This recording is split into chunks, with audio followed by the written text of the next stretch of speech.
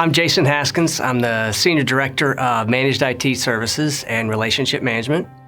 That kind of means I wear two hats. So part of my job is leading the strategic direction of our Managed IT, our MITS program, as well as leading 8 relationship managers who have a critical role in the MITS program.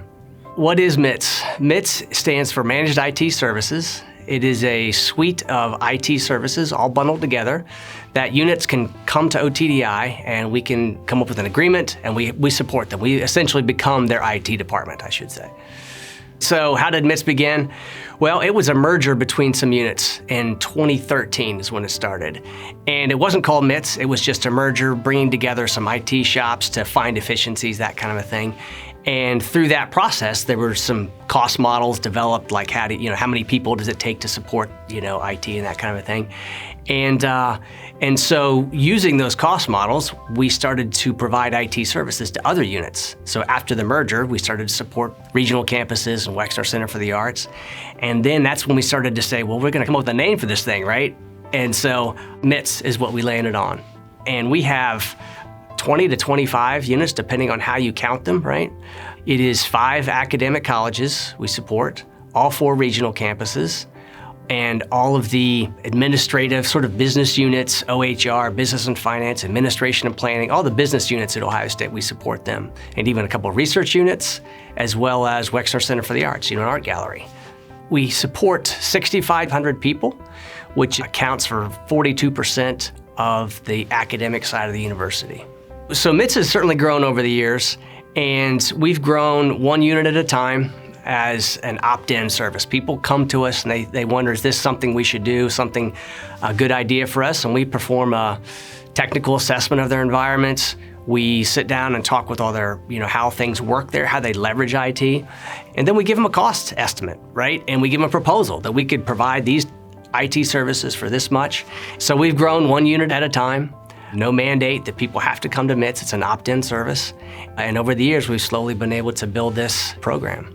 Students benefit indirectly because if a unit comes to us, a college comes to us and says, we want to partner, then there's a whole host of things that they don't worry about anymore, right? They don't have to worry about running their network and setting up their laptops that the faculty and staff use.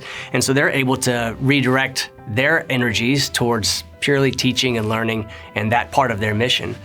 For the colleges. So the students may not interact with MITS directly, but they certainly have more attention and more time from the faculty themselves. The biggest success is probably just our sustained growth over the years without anyone saying you have to come to MITS. Through a commitment to customer experience, we have continued to try to improve our services and expand our offering. More units are still interested today that we continue to grow. So I think there's so many things in the university that come down with a top-down mandate, and this is not one of them. And so we are able to sustain that through a commitment to customer experience. And that's really where relationship management also comes into play. So relationship management started back in OCIO years ago, 2011. So OCIO back in the day adopted it right away, right? They were one of the first universities to do this.